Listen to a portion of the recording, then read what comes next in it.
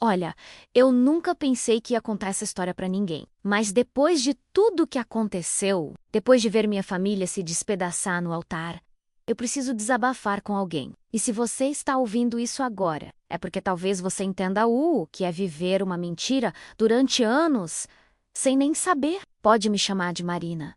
Tenho 28 anos, trabalho como designer gráfica. Ou trabalhava, né? Porque depois dessa confusão toda, minha vida virou de cabeça para baixo. Mas vamos com calma, porque essa história, ela é longa, dolorosa e tem reviravoltas que nem eu imaginava que existiam na minha própria família. Tudo começou há 5 anos. Eu tinha acabado de me formar na faculdade. Tava cheia de sonhos, querendo conquistar o mundo, sabe? Só que a realidade bateu forte. Conseguir trabalho na área não era fácil, e os freelas que eu fazia mal pagavam as contas básicas. Morava sozinha num apartamento pequeno aqui em São Paulo, e todo mês era aquela luta para fechar as contas. Foi aí que apareceu o Rafael. Rafael era, como eu posso explicar? Ele era aquele cara que você olha e pensa: nossa, o que ele está fazendo interessado na minha irmã? Empresário bem-sucedido, dono de uma construtora, carro importado, roupas caras. E a Ana, minha irmã mais nova, ela sempre foi mais sortuda que eu em tudo. Mais bonita, mais extrovertida, sempre conseguia o que queria sem muito esforço. Quando eles começaram a namorar, eu confesso que fiquei meio enciumada. Não do Rafael especificamente, mas da sorte dela, sabe? Eu ali me matando para pagar um aluguel de R$ 1.200, comendo miojo no final do mês. E ela com um príncipe encantado que levava ela para jantar em restaurante chique toda semana. Mas o Rafael, ele sempre foi gentil comigo, educado demais. Até sempre perguntava como eu tava, se precisava de alguma coisa, se o trabalho estava indo bem. No começo eu achava que era só educação mesmo. Aquela coisa de genro querendo agradar a família da namorada. E foi num desses fins de semana, quando eles estavam namorando há uns 6 meses, que aconteceu a primeira situação estranha. Eu estava no maior sufoco. Tinha perdido um cliente grande. E o dinheiro que eu contava para pagar o aluguel simplesmente evaporou. Eu lembro que era uma sexta-feira e segunda-feira era o vencimento. Eu estava desesperada, ligando para todo mundo que eu conhecia, tentando pedir emprestado, mas você sabe como é. Ninguém tem dinheiro sobrando para emprestar R$ 1.200, assim, do nada. A Ana estava lá em casa. E ela viu meu desespero. Eu estava chorando sinceramente. Eu não sabia o que fazer. Era isso ou voltar para casa dos nossos pais no interior. E isso para mim significava desistir de tudo que eu tinha construído em São Paulo. Ela ficou com dó de mim, né? E disse que ia conversar com o Rafael, ver se ele não podia me emprestar o dinheiro. Eu relutei no começo, porque pedir dinheiro pro namorado da irmã é meio constrangedor, mas a situação estava desesperadora. E sabe o que aconteceu? No sábado de manhã, o Rafael apareceu aqui em casa, sozinho, com um envelope na mão. Marina, ele disse, a Ana me contou da sua situação. Olha, eu sei que é constrangedor, mas eu quero te ajudar. Não é empréstimo, está. É um presente. Você é a irmã da mulher que eu amo e eu considero você família também. Eu fiquei sem palavras. R$ 1.200 para ele talvez não fosse nada, mas para mim era tudo. Era minha dignidade. Minha independência, minha chance de continuar correndo atrás dos meus sonhos.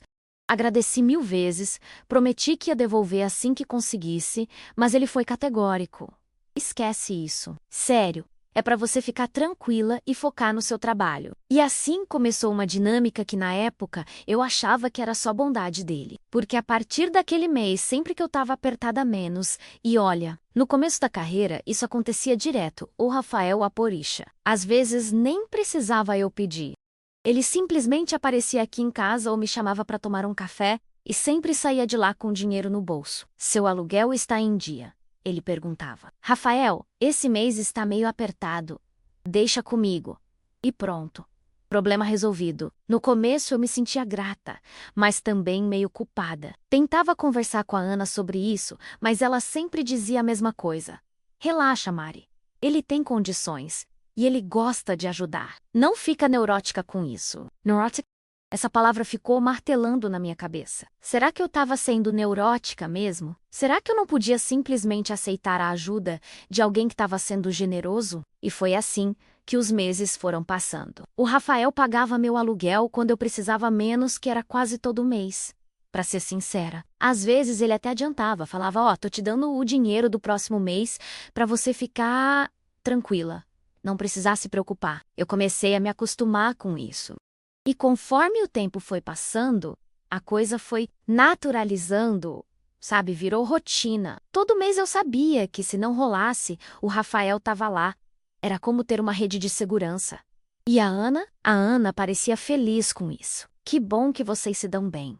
Ela sempre dizia, é importante para mim que meu namorado goste da minha família. Mas tem uma coisa que eu comecei a perceber, e que na época eu tentei ignorar. O Rafael sempre fazia questão de me dar o dinheiro pessoalmente. Sempre sozinho.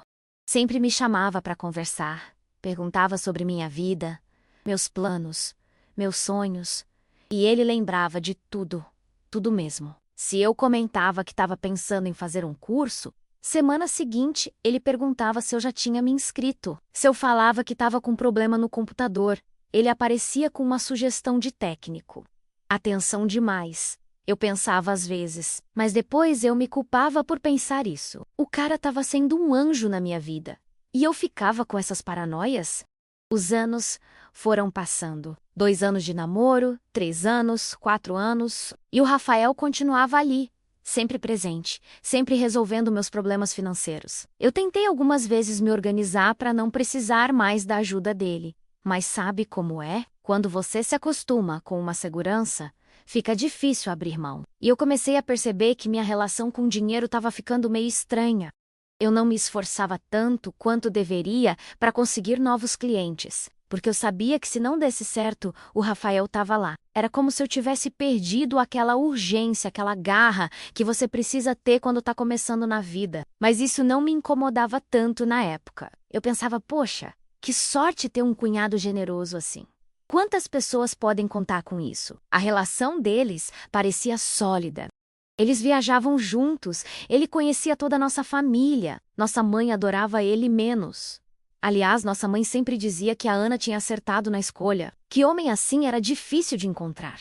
Ele era educado, atencioso, bem-sucedido, tratava ela bem, e comigo também era sempre gentil, respeitoso, nunca fez nenhuma gracinha, nunca foi inconveniente. Era sempre muito correto, muito educado, às vezes até demais, eu pensava. Mas foi no 4º ano de namoro deles que o Rafael pediu a Ana em casamento. Eu lembro exatamente do dia porque eu estava lá quando aconteceu. Eles tinham ido jantar num restaurante chique e ela chegou em casa chorando de emoção, com um anel lindo na mão. Mari, Mari, ele pediu. Ela gritou assim que entrou em casa. Eu fiquei emocionada também, óbvio. Minha irmã ia casar com um cara que era praticamente perfeito. E eu continuaria sendo a cunhada querida que ele sempre ajudava quando precisava. Os preparativos do casamento foram intensos. A Ana queria uma festa linda. E o Rafael bancou tudo. Igreja, buffet, decoração, lua de mel. Ele não poupou dinheiro em nada. E sempre me incluía nas conversas sobre o casamento. Sempre perguntava a minha opinião sobre as coisas. Marina, você acha que esse vestido fica bom na Ana? Marina, o que você acha dessa decoração? Marina, você tem certeza que vai ficar bonito assim? Eu até brincava com a Ana. Parece que ele está mais preocupado com minha opinião do que com a sua. Ela ria e dizia, é porque ele te considera família mesmo. Isso é bom, Mari. Mostra que ele te respeita. E foi nessa época, uns 2 meses antes do casamento, que aconteceu uma coisa que me deixou meio desconfortável. Eu estava passando por uma fase difícil no trabalho. Tinha perdido 2 clientes grandes quase ao mesmo tempo. E estava realmente apertada. Mais apertada do que o normal. Não era só o aluguel, eram as contas da cartão, mercado, tudo. O Rafael percebeu que eu estava meio diferente e me chamou para tomar um café. Como sempre. Marina, você tá bem? Tá meio estranha ultimamente. Eu expliquei a situação. E ele, como sempre, disse que ia me ajudar. Mas dessa vez, foi diferente. Ele não só cobriu todas as minhas contas, como me deu um dinheiro extra. Pega isso aqui. É para você comprar umas roupas, se arrumar, ficar bonita para o casamento. Você é a irmã da noiva, tem que estar deslumbrante. Era muito dinheiro, mais do que ele nunca tinha me dado antes. E pela primeira vez, eu me senti meio esquisita com aquilo. Não sei explicar direito, mas foi como se fosse demais, sabe? Rafael, isso é muito... Não, não é não. Você é uma pessoa incrível, Marina. Trabalhadora, honesta, carinhosa. Você merece coisa boa na vida. A forma como ele falou, o jeito que ele me olhou quando disse isso, me deu um friozinho na barriga. Mas não o friozinho bom. Foi um friozinho de desconforto. Mas eu peguei o dinheiro, óbvio, eu precisava mesmo, e foi aí que eu comecei a reparar em coisas que talvez eu deveria ter reparado antes. O Rafael tinha começado a me mandar mensagens mais frequentes. Nada demais. Coisas tipo como foi seu dia? Conseguiu terminar aquele projeto? Tá tudo bem. Mas era todo dia. Todo santo dia. E ele sempre sabia onde eu estava, o que eu estava fazendo. Se eu postava alguma coisa no Instagram, ele curtia na hora. Na hora, como se ele tivesse notificação ativada para o meu perfil. Comecei a achar estranho, mas tentei não dar importância. Afinal, ele ia ser meu cunhado em 2 meses. Era natural que a gente fosse próximos, né? Mas aí aconteceu uma situação que me deixou realmente desconfortável. Era uma sexta-feira. Eu estava voltando para casa depois de uma reunião com um cliente, quando vi o carro do Rafael parado na frente do meu prédio. Ele estava lá dentro, mexendo no celular. Eu me aproximei e bati no vidro. Ele abriu um sorriso e abaixou o vidro. Oi, Mari! Que coincidência, coincidência! Que você está fazendo aqui? Eu estava passando aqui perto, lembrei que você mora aqui e pensei em dar uma passadinha para ver se está tudo bem. Tava passando aqui perto. Meu prédio fica numa rua sem saída, num bairro que não é caminho para lugar nenhum que ele frequentasse. Mas tudo bem, né? Talvez fosse coincidência mesmo. Quer subir para tomar um café? Eu perguntei sendo educada. Quero sim. E ele subiu. E ficou quase 2 horas lá em casa, conversando sobre tudo, perguntando sobre minha vida, meus planos, meus sonhos, me ouvindo com uma atenção que, sei lá, era atenção demais. E quando ele foi embora, ele me deu um abraço longo, longo demais. Naquela noite eu não consegui dormir direito. Alguma coisa estava estranha, mas eu não conseguia botar o dedo no que era. No sábado, a Ana veio almoçar comigo, como sempre fazia nos fins de semana, e eu resolvi comentar sobre a visita do Rafael. Que legal! Ela disse: ele realmente considera você família. Fico feliz que vocês se deem bem. Ana, você não acha estranho ele vir aqui sozinho? Estranho por quê? Vocês são amigos. Não tem nada demais nisso. Amigos. Será que éramos amigos mesmo? Ou será que eu estava interpretando errado a situação toda? Mas conforme o casamento foi se aproximando, eu comecei a perceber que o comportamento do Rafael estava ficando cada vez mais intenso. Ele me ligava quase todo dia. Sempre com alguma desculpa a menos. Queria saber minha opinião sobre alguma coisa do casamento. Queria confirmar algum detalhe. Queria ter certeza que eu estava bem. E as visitas ficaram mais frequentes. Sempre com alguma justificativa, sempre trazendo alguma coisa para mim, menos um doce que ele achou que eu ia gostar, um livro que ele pensou que eu ia curtir, um café especial que ele tinha experimentado e queria que eu provasse. E eu confesso que estava começando a ficar incomodada, mas ao mesmo tempo, eu não conseguia colocar o dedo exatamente no que estava errado. Ele nunca fez nada inconveniente. Nunca disse nada inadequado. Nunca me tocou de forma errada. Mas tinha alguma coisa no ar. Sabe, uma tensão que eu não conseguia definir. E aí, chegou o dia do casamento. 25 de março. Uma data que vai ficar gravada na minha memória para sempre, pelos piores motivos possíveis. A manhã estava corrida, como sempre é no dia do casamento. Eu estava ajudando a Ana a se arrumar, nossa mãe estava nervosa, todo mundo correndo para lá e para cá. O casamento seria às 4 da tarde, numa igreja linda nos Jardins. A festa seria num buffet incrível na Vila Madalena. Tudo perfeito.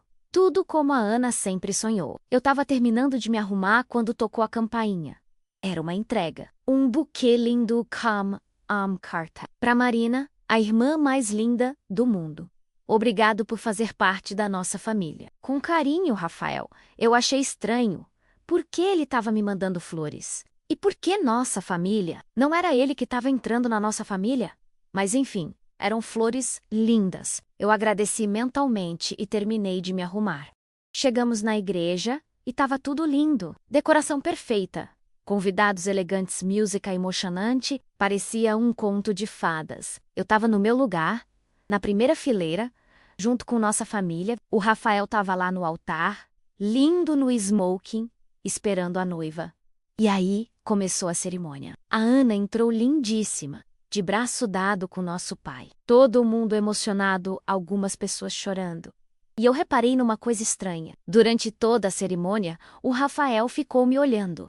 Não olhando para a Ana, que estava do lado dele, me olhando. No começo eu pensei que fosse impressão minha, mas conforme a cerimônia foi passando, ficou óbvio que ele estava me observando o tempo todo, com uma intensidade que me deixou desconfortável. Eu tentei ignorar, focar na cerimônia, na felicidade da minha irmã, mas aquele olhar ele queimava. E aí chegou a hora dos votos. Eles tinham escrito votos personalizados e a Ana começou primeiro. Falou sobre amor, sobre cumplicidade, sobre ter certeza que tinha encontrado o homem da sua vida. E quando chegou a vez do Rafael, ele começou normalmente. Falou sobre amor, sobre compromisso, sobre querer passar a vida toda ao lado dela. Mas aí ele disse uma coisa que me gelou o sangue. Ana, quando eu te conheci, eu não sabia que o amor podia ser tão complicado. Que a gente podia amar mais de uma pessoa ao mesmo tempo de formas diferentes. Você me ensinou que o coração é generoso, que tem espaço para toda a família que a gente escolhe amar. E enquanto ele falava isso, ele me olhou, diretamente, por alguns segundos, que pareceram uma eternidade. Eu senti meu coração acelerar. Não doeu Macau, mas do pânico. O que diabo estava acontecendo? A Ana não percebeu nada. Estava emocionada demais com as palavras dele. Mas eu percebi, e algumas pessoas próximas de mim também perceberam o olhar dele na minha direção. A cerimônia continuou, eles trocaram alianças, se beijaram, todo mundo aplaudiu. Mas eu estava num estado de choque total. No carro, a caminho da festa, eu tentei processar o que tinha acontecido. Será que eu tinha entendido errado? Será que ele não estava se referindo a mim quando falou sobre amar mais de uma pessoa? Mas no fundo do coração, eu sabia que não. Eu sabia exatamente o que ele tinha querido dizer. Chegamos no buffet e a festa começou. Música, dança, comida boa, todo mundo feliz. Mas eu não conseguia relaxar. Tava tensa, observando cada movimento do Rafael, tentando entender o que estava passando na cabeça dele. E ele continuava me olhando o tempo todo. Mesmo dançando com a Ana, mesmo conversando com outros convidados, eu sentia os olhos dele em mim. Foi aí que eu resolvi ir ao banheiro. Tentar respirar um pouco, me acalmar. Precisava colocar a cabeça no lugar. Eu estava me olhando no espelho, tentando entender o que estava acontecendo, quando a porta do banheiro se abriu e entrou Rafael. Marina, Rafael. O que você está fazendo aqui? Esse é o banheiro feminino, eu sei. Eu preciso falar com você. Agora não é hora. É seu casamento. É exatamente por isso que eu preciso falar com você agora. Ele se aproximou e eu recuei até encostar na parede. Marina, eu não aguento mais fingir. Fingir o quê? Que eu te amo. E aí, meu mundo desabou. O quê? Eu te amo, Marina. Desde o primeiro dia que te vi, tudo que eu fiz por você, todo o dinheiro que eu te dei, toda a atenção, foi porque eu tô apaixonado por você há 5 anos. Eu fiquei sem palavras. Literalmente sem palavras. Você está maluco? Você acabou de casar com a minha irmã. Eu casei com ela porque não podia ter você. Mas eu nunca parei de te amar. E eu sei que você sente alguma coisa por mim também. Eu não sinto nada por você. Você está delirando, Marina. Não precisa fingir. Por que você acha que eu sempre te ajudei? Por que você acha que eu sempre estive presente na sua vida? Não foi por bondade, Marina. Foi porque eu queria conquistar você. E foi nesse momento que tudo se encaixou na minha cabeça. Todos os favores, todo o dinheiro, toda a atenção não era generosidade. Era uma estratégia, uma forma de me criar uma dependência emocional e financeira. Você me comprou? Eu disse, mal conseguindo acreditar no que estava saindo da minha boca. Eu te ajudei. Você me comprou. Você fez eu depender de você para depois me chantagear emocionalmente. Não é chantagem se há amor, Marina. Isso não é amor. Isso é manipulação. E aí ele tentou me beijar. Tentou mesmo. Se aproximou e tentou me beijar. Eu dei um tapa na cara dele que ecoou por todo o banheiro. Você está louco! Sai daqui agora, Marina. Sai daqui agora, antes que eu grite e todo mundo venha ver o que você tentou fazer.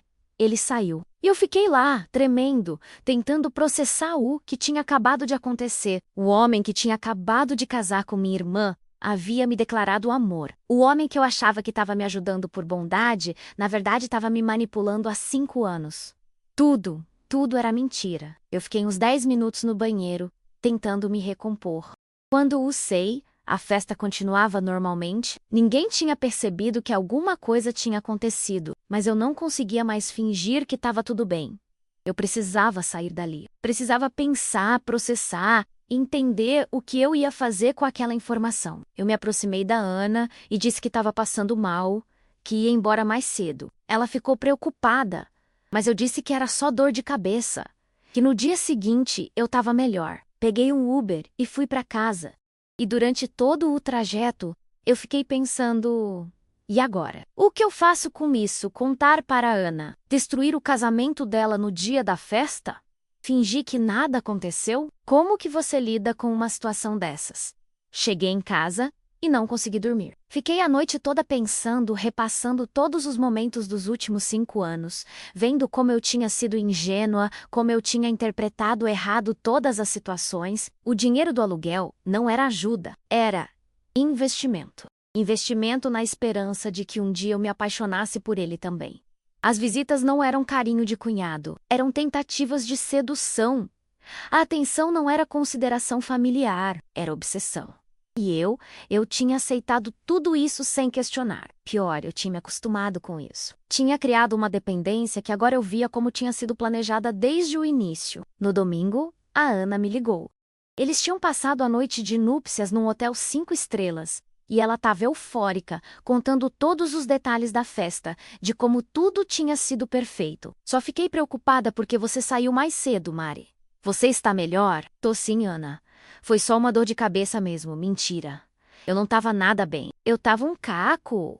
Que bom! E o Rafael perguntou por você hoje de manhã. Disse que ficou preocupado porque você saiu mais cedo. Que o fofona... Ele realmente se importa com você. Se importa se eu contasse para ela o que tinha acontecido. Será que ela acreditaria em mim? Ou será que ela pensaria que eu estava com ciúme tentando sabotar a felicidade dela? Eu resolvi não contar. Pelo menos não naquele momento. Precisava pensar melhor, entender o que fazer. Mas o Rafael não me deu muito tempo para pensar. Na segunda-feira, ele me ligou. Marina, a gente precisa conversar. A gente não precisa de nada. Precisa sobre ontem. Não tem nada para conversar sobre ontem. Você está casado com a minha irmã. Fim. Marina, não desliga. Por favor. Mas eu desliguei e bloqueei o número dele. Só que ele apareceu na minha casa na terça-feira. Tocou a campainha insistentemente até eu atender o interfone. Marina, sou eu. Abre aí. Não, eu não vou embora até você abrir. E ele não foi mesmo. Ficou lá embaixo por 2 horas. Até que eu desci para conversar com ele, porque estava com medo de que algum vizinho chamasse a polícia. O que você quer, Rafael? Quero me explicar? Não tem o que explicar. Você mentiu para mim durante 5 anos. Você me manipulou. Você me usou. Eu te ajudei, você me comprou. Você criou uma dependência em mim para tentar me conquistar. Isso não é ajuda. Isso é manipulação emocional. Marina, eu sei que você está confusa. Eu não estou confusa. Eu estou indignada. Você casou com a minha irmã ontem e hoje está aqui me perseguindo. Eu casei com ela porque você nunca me deu uma chance. E eu nunca vou dar mesmo. Voca tá casado com a minha irmã? E aí ele falou uma coisa que me deixou com ainda mais nojo dele. O casamento pode ser anulado, Marina. Se você quiser ficar comigo, eu anulo o casamento. Você está falando sério completamente. Eu só casei com ela porque não podia ter você. Mas se você me dá uma chance, você é nojento. E eu entrei no prédio e deixei ele lá. Mas ele não desistiu. Começou a me perseguir mesmo. Me ligava de números diferentes. Me mandava mensagens, aparecia nos lugares que eu frequentava. E o pior, ele continuou pagando meu aluguel. Mesmo eu tendo rejeitado ele, mesmo eu tendo deixado claro que não queria nada com ele, O dinheiro continuou sendo depositado na minha conta. E isso me deixava numa situação terrível, porque eu precisava do dinheiro, mas aceitar significava aceitar a chantagem emocional dele. Eu tentei devolver, mas ele não aceitou. Transferi de volta para a conta dele e ele transferiu de novo para mim. É seu dinheiro, Marina. Sempre foi. Eu dei para você, não emprestei. Foi quando eu entendi que ele estava usando o dinheiro como uma forma de manter controle sobre mim, como uma forma de me lembrar constantemente que eu dependia dele. E foi aí que eu tomei uma decisão. Eu ia contar tudo para Ana. Marquei um almoço com ela no sábado seguinte. Eles tinham voltado da lua de mel na França. E ela estava radiante e cheia de fotos, cheia de histórias. Mari, foi incrível. Paris é muito mais lindo do que eu imaginava. E o Rafael foi tão atencioso, tão carinhoso. Eu sou a mulher mais sortuda do mundo. E vendo ela assim, tão feliz, eu quase desisti de contar. Como que você destrói a felicidade de alguém que você ama? Mas aí eu lembrei do que o Rafael tinha me dito, que ele anularia o casamento se eu quisesse ficar com ele. E eu pensei, ela precisa saber com quem ela casou. Ana, eu preciso te contar uma coisa, pode falar. É sobre o Rafael. O que tem o Rafael? E eu contei tudo. Desde o primeiro dinheiro que ele me deu, até a declaração no banheiro do casamento. Tudo.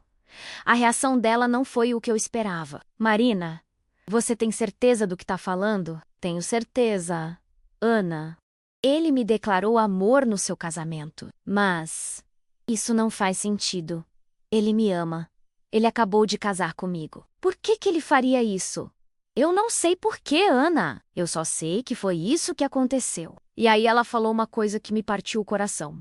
Marina, você tem certeza que você não está, sei lá, interpretando errado? Interpretando errado? Ana, ele tentou me beijar, mas Marina, você sempre foi meio, como posso falar, meio carente de atenção masculina. Será que você não está confundindo gentileza com interesse romântico? Carente de atenção masculina? Minha própria irmã estava insinuando que eu estava inventando história porque era carente. Ana, escuta o que você está falando. Eu estou te contando que seu marido me assediou no dia do casamento de vocês. E você está duvidando de mim?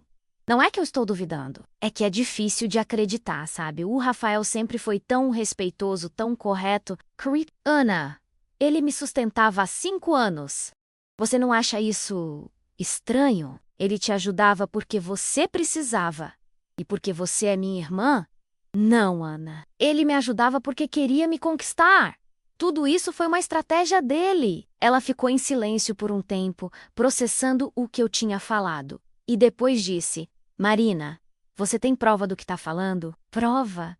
Que tipo de prova, sei lá? Alguma mensagem, alguma coisa... Ana, ele me disse isso pessoalmente. No banheiro do seu casamento. Mas você não tem como provar, né? E foi nessa hora que eu entendi. Ela não ia acreditar em mim. Na cabeça dela, eu era a irmã solteira, carente, que estava interpretando errado a situação toda. Ana, você realmente acha que eu inventaria uma coisa dessas? Eu não acho que você inventou. Eu acho que você pode ter entendido errado. Como que você entende errado alguém tentando te beijar? Eu saí daquele almoço arrasada. Minha própria irmã não acreditava em mim. E pior, ela estava defendendo o cara que tinha me assediado. Mas sabe o que é pior ainda? Quando eu cheguei em casa, tinha uma mensagem do Rafael no meu celular. Ele tinha conseguido meu novo número. Marina, a Ana me contou que vocês conversaram hoje. Eu expliquei para ela que você entendeu errado a situação, que você está passando por um momento difícil e pode ter interpretado mal minha gentileza. Agora vamos esquecer esse mal-entendido e voltar a ser família, tá? Eu fiquei com tanta raiva que eu tremia. Ele tinha invertido a situação toda. Tinha feito a Ana acreditar que eu que estava louca. E ele continuou. E Mari, o dinheiro do aluguel continua sendo depositado normalmente. Não quero que você passe aperto por causa desse mal-entendido. Ele chamou o assédio de mal-entendido.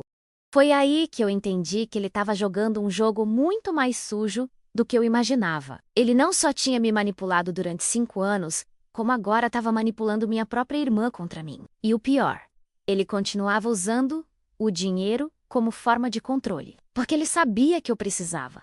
E ele sabia que se eu aceitasse, eu estaria implicitamente concordando com a versão dele da história. Mas dessa vez, eu não aceitei. Peguei o dinheiro que ele tinha depositado e doei tudo para uma instituição de caridade. Fotografei o comprovante da doação e mandei para ele. Não quero mais nada que venha de você. A resposta dele me deu calafrios. Tudo bem, Marina. Você vai mudar de ideia quando começar a passar aperto. Eu vou estar aqui esperando. E sabe o que aconteceu?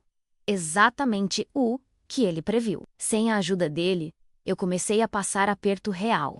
Porque durante 5 anos, eu tinha me acostumado com aquela segurança, tinha relaxado na busca por clientes, tinha me acomodado e agora, sozinha, eu estava descobrindo como era difícil pagar todas as contas sem ajuda. Mas eu preferia passar fome a aceitar um centavo daquele homem. Tentei conversar com a Ana de novo. Algumas semanas depois, pensei que talvez com o tempo ela pudesse repensar o que eu tinha contado. Mas quando eu toquei no assunto, ela foi direta. Marina, eu conversei com Rafael sobre isso. Ele me explicou que você pode ter interpretado errado alguns gestos dele, que ele sempre te tratou como irmã, e que talvez você, sei lá, tenha fantasiado alguma coisa por estar sozinha há tanto tempo. Fantasiado? Agora eu tinha fantasiado a situação toda. Ana, pelo amor de Deus! Você realmente acha que eu fantasiaria seu marido tentando me beijar? Eu acho que você pode ter confundido um abraço carinhoso com outra coisa. Não foi um abraço carinhoso. Ele tentou me beijar na boca, Marina. Você está muito alterada com essa história. Acho que você deveria procurar ajuda psicológica. Ajuda psicológica. Minha irmã estava sugerindo que eu procurasse terapia porque eu tinha denunciado o assédio do marido dela. Foi nesse momento que eu entendi que eu tinha perdido minha irmã. O Rafael tinha conseguido colocá-la contra mim. E agora na cabeça dela eu era a irmã problemática que estava inventando histórias sobre o marido. Perfeito. Os meses foram passando e minha situação só piorava. Financiarmente, emocionalmente, familiarmente. Tudo tinha virado de cabeça para baixo. Eu mal falava mais com a Ana. Ela continuava tentando me convencer de que eu tinha entendido errado, e eu continuava insistindo na minha versão. Chegou num ponto que a gente não conseguia mais conversar sobre nada, porque sempre acabava nesse assunto. E o Rafael? O Rafael continuava sendo o genro perfeito para os meus pais, o marido perfeito para minha irmã. Sempre educado, sempre gentil, sempre presente. Mas comigo, ele mantinha uma distância calculada. Nunca mais ficava sozinho comigo, nunca mais me procurava diretamente. Mas eu sentia que ele estava sempre me observando, sempre presente de alguma forma. E às vezes, quando a gente se encontrava em reuniões de família, ele me olhava com um sorriso que parecia dizer: "Você viu como eu sou esperto? Consegui que todos acreditem em mim, e não em você." Foi um período muito difícil da minha vida. Eu me senti isolada, incompreendida. E o pior, eu comecei a questionar minha própria sanidade. Será que eu tinha entendido errado mesmo? Será que eu tinha interpretado mal a situação? Até que aconteceu algo que mudou tudo. Era dezembro, quase 1 ano depois do casamento. Eu estava numa fase melhor financeiramente, tinha conseguido alguns clientes bons e estava conseguindo me sustentar sozinha. Estava até meio orgulhosa de mim mesma por ter conseguido superar a dependência que o Rafael tinha criado. Era um sábado à tarde, e eu estava em casa, trabalhando num projeto, quando tocou a campainha. Era a Ana. Mas quando eu abri a porta, eu vi que ela estava chorando. Chorando muito. Ana! O que aconteceu? Ela entrou sem falar nada. Se jogou no sofá e continuou chorando. Ana, me fala o que está acontecendo. E aí ela levantou a cabeça e me olhou com uma expressão que eu nunca vou esquecer. Era uma mistura de dor, vergonha e raiva. Mari, você estava certa. Meu coração parou. Certa sobre o quê? Sobre o Rafael? E então, ela contou uma história que me deixou com mais raiva ainda do que eu já estava. Aparentemente, o Rafael tinha uma colega de trabalho, uma arquiteta que trabalhava em projetos com a construtora dele. E a Ana tinha descoberto que ele estava tendo um caso com ela. Não só isso, ele estava bancando um apartamento para ela, pagando todas as contas dela. Exatamente como ele tinha feito comigo. Eu encontrei as transferências bancárias. Mari, todos os meses, a mesma quantia. E quando eu confrontei ele, Sabe o que ele disse? O quê? Que ele estava só ajudando uma amiga que estava passando por dificuldades. As mesmas palavras que ele usava para justificar a ajuda que ele te dava. E aí ela disse a frase que me gelou o sangue. E Mari, eu acho que tem outras. Eu acho que ele faz isso com várias mulheres. Várias mulheres. O Rafael não era só um homem que tinha se apaixonado por mim. Ele era um predador que usava dinheiro para manipular mulheres vulneráveis. Ana, como você descobriu? Ela ligou para mim. A arquiteta? Ela descobriu que ele era casado e ficou furiosa. Disse que ele tinha prometido que ia largar a esposa para ficar com ela. A mesma promessa que ele tinha feito para mim. Que anularia o casamento se eu quisesse ficar com ele. E tem mais, Mari. Quando eu confrontei ele sobre você, sobre o que você tinha me contado, ele negou tudo. Disse que você tinha inventado porque estava com ciúme de mim. Mas agora eu sei que ele mentiu. Ele admitiu? Não diretamente. Mas quando eu perguntei se ele tinha tentado alguma coisa com você, ele ficou muito nervoso, muito defensivo. E disse uma coisa que me chamou a atenção. O quê? Ele disse. Se eu tivesse tentado alguma coisa com a Marina, você acha que ela teria recusado? Ela dependia de mim, Ana. Sei o quais. Eu poderia ter tido ela a qualquer momento. Eu senti uma onda de nojo e raiva ao mesmo tempo. Ele disse isso? Disse. E foi aí que eu entendi. Ele realmente achava que tinha me comprado, Mari. Achava que porque ele pagava suas contas, você era obrigada a corresponder aos avanços dele. E então, ela me pediu desculpas. Chorou e me pediu desculpas por não ter acreditado em mim, por ter duvidado da minha palavra, por ter defendido ele. Mari, me perdoa. Eu fui uma péssima irmã. Eu deveria ter acreditado em você desde o início. Eu abracei ela e choramos juntas. Porque finalmente, depois de quase um ano, eu tinha minha irmã de volta. O que você vai fazer agora? Eu perguntei. Vou me separar. Não tem como continuar casada com um homem assim. E foi aí que eu tive uma ideia. Uma ideia que talvez fosse meio vingativa, mas que eu achei que era necessária. Ana, e se a gente expor ele? E se a gente contar para todo mundo o que ele fez? Como assim? Ele manipulou a gente durante anos. Usou dinheiro para controlar mulheres. Isso não pode ficar impune. Ela pensou um pouco e concordou. Você tem razão. Quantas outras mulheres ele pode estar manipulando agora? E foi assim que a gente começou a planejar nossa vingança. Primeiro, a Ana reuniu todas as provas que ela tinha. Extratos bancários mostrando as transferências para várias mulheres diferentes. Mensagens que ela tinha encontrado no celular dele. Tudo que comprovava o padrão de comportamento manipulativo dele. Eu contribuí com minha parte da história. Todos os detalhes de como ele me manipulou durante 5 anos, como ele usou minha vulnerabilidade financeira para tentar me conquistar. Então, a gente decidiu fazer uma denúncia pública. A Ana criou um post longo no Facebook contando tudo, com provas, com detalhes, com nomes menos o das outras mulheres para proteger elas. Ela contou sobre a manipulação, sobre o assédio, sobre como ele usava dinheiro como forma de controle. O post viralizou. Em questão de horas, centenas de pessoas tinham compartilhado. Clientes da construtora dele, amigos, familiares, todo mundo comentando, expressando indignação, contando histórias similares de outras pessoas que conheciam. E aí começaram a aparecer outras vítimas. Mulheres que trabalhavam com ele, mulheres que ele tinha ajudado financeiramente, mulheres que tinham passado pela mesma situação que eu.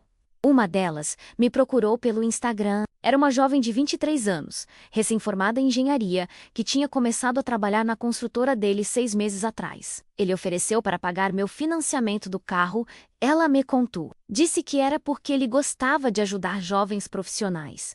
Mas depois começou a me chamar para reuniões fora do horário de trabalho. Sempre em lugares íntimos. E quando eu recusei, ele disse que eu era ingrata. Outra me procurou no WhatsApp. Uma mulher de 35 anos, divorciada, mãe de 2 crianças. Ele pagou a escola das minhas filhas durante 1 ano, ela disse. Disse que era porque ele tinha um carinho especial por crianças. Mas depois começou a exigir que eu saísse com ele. Que eu fosse grata pela ajuda que ele estava me dando. E mais uma. E mais uma. E mais uma. Eram pelo menos 7 mulheres que tinham passado pela mesma coisa. Todas vulneráveis financeiramente, todas ajudadas por ele. Todas posteriormente assediadas ou chantageadas emocionalmente. O padrão era sempre o mesmo.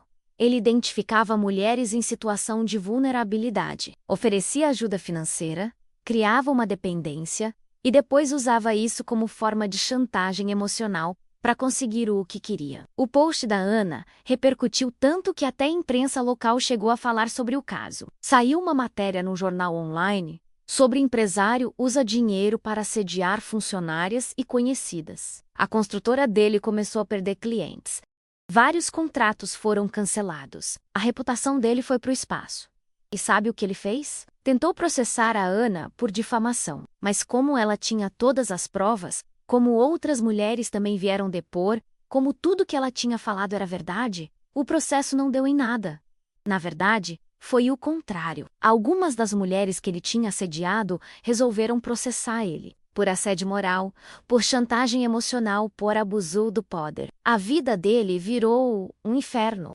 E eu confesso que eu senti uma satisfação enorme vendo ele pagar por tudo que tinha feito. Mas sabe qual foi a parte mais gratificante de toda essa história? Ver as outras mulheres se libertando da manipulação dele. Ver elas tomando coragem para denunciar, para se livrar da dependência emocional e financeira que ele tinha criado. A jovem engenheira conseguiu outro emprego, numa empresa melhor. A mãe solteira conseguiu uma promoção no trabalho dela. E hoje sustenta as filhas sozinha, com dignidade. Todas elas se libertaram. E eu também, porque depois de tudo isso, eu aprendi uma lição muito importante. Generosidade verdadeira não cria dependência. Ajuda verdadeira não vem com expectativas. Amor verdadeiro não usa chantagem. O Rafael não me amava. Ele me via como um objeto que ele podia comprar. E quando eu me recusei a ser comprada, ele tentou me destruir emocionalmente. Mas ele não conseguiu. Nós não deixamos. Hoje, 2 anos depois de tudo isso, eu estou numa situação muito melhor. Profissionalmente, emocionalmente. Financeiramente, aprendi a ser independente de verdade, a não aceitar ajuda que vem com segundas intenções. A Ana se divorciou e também está bem. Demora um tempo para se recuperar de um relacionamento tóxico assim, mas ela está se reconstruindo aos poucos. E o Rafael, bom, a construtora dele faliu. Ele perdeu a maioria dos bens no divórcio. Teve que vender a casa, o carro importado, tudo. Ouvi dizer que ele se mudou para outra cidade, tentando recomeçar longe do escândalo. Algumas pessoas acham que a gente exagerou, que a exposição pública foi longe demais, que a gente podia ter resolvido isso de forma mais discreta. Mas sabe o que eu penso? Homens como Rafael contam exatamente com isso. Com o silêncio das vítimas, com a vergonha, com o medo, com a discrição. Se a gente não tivesse exposto ele, quantas outras mulheres ele teria manipulado?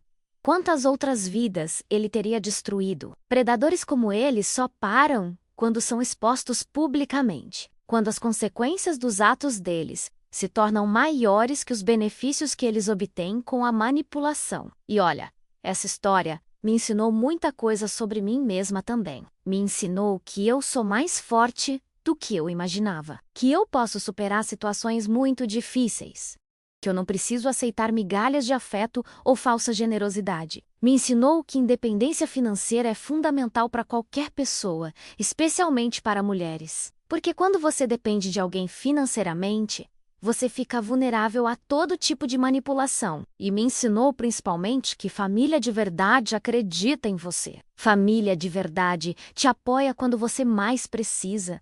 A Ana cometeu um erro ao não acreditar em mim no início, mas quando ela descobriu a verdade, ela pediu desculpas e me apoiou completamente. Hoje eu tô namorando um cara incrível, um cara que nunca me ofereceu dinheiro, nunca tentou me ajudar financeiramente, nunca me fez sentir como se eu devesse alguma coisa pra ele. Ele me ama pelo que eu sou, não pelo que ele pode conseguir de mim. E sabe como eu sei que é amor de verdade? Porque quando eu contei pra ele toda essa história com o Rafael, a primeira coisa que ele disse foi: "Que bom que você teve coragem de denunciar. Imagina quantas outras mulheres você ajudou com sua atitude." Ele não duvidou de mim, não questionou minha versão, não insinuou que eu podia ter interpretado errado. Ele simplesmente acreditou e me apoiou. Isso é amor. Isso é parceria. Isso é o que todas nós merecemos. Então, se você está ouvindo essa história e se identificando com alguma coisa que eu passei, Se você tem alguém na sua vida que te ajuda demais, que parece generoso demais, que sempre está presente demais, presta atenção. Generosidade verdadeira não cobra, ajuda verdadeira não cria dependência. Amor verdadeiro não manipula.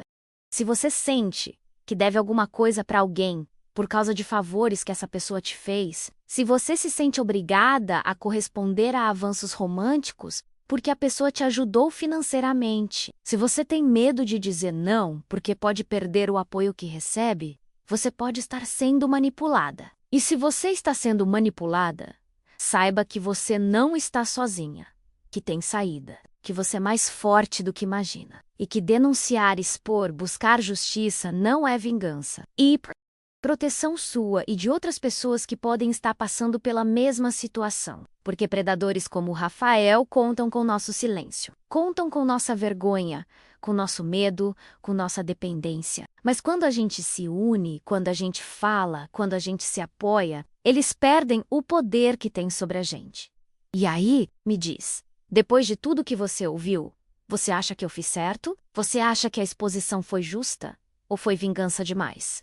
Se você fosse uma das outras mulheres que ele estava manipulando, você gostaria de saber a verdade sobre o caráter dele? E se você fosse eu, o que você teria feito quando descobriu que sua própria irmã não acreditava na sua palavra? Deixa sua opinião aí nos comentários. Conta pra mim o que você pensa sobre essa história toda. Porque histórias como essa só fazem sentido quando a gente compartilha, quando a gente conversa, quando a gente aprende umas com as outras.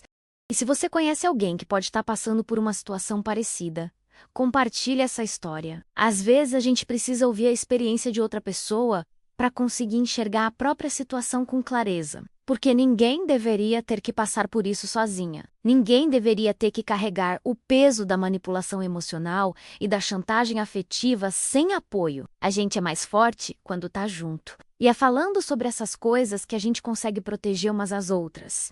Então, obrigada por ter me ouvido até aqui. Obrigada por ter me dado a chance de desabafar, de dividir essa história que eu carreguei sozinha por tanto tempo. E lembra, você é mais forte do que imagina. Você merece amor verdadeiro, não manipulação disfarçada de generosidade. E Volca sempre tem o direito de dizer não, independente do que alguém já fez por você. Porque você não deve nada a ninguém quando se trata da sua dignidade e do seu corpo. E qualquer pessoa que tente te fazer acreditar o contrário não merece estar na sua vida. Fica bem, e obrigada por me ouvir.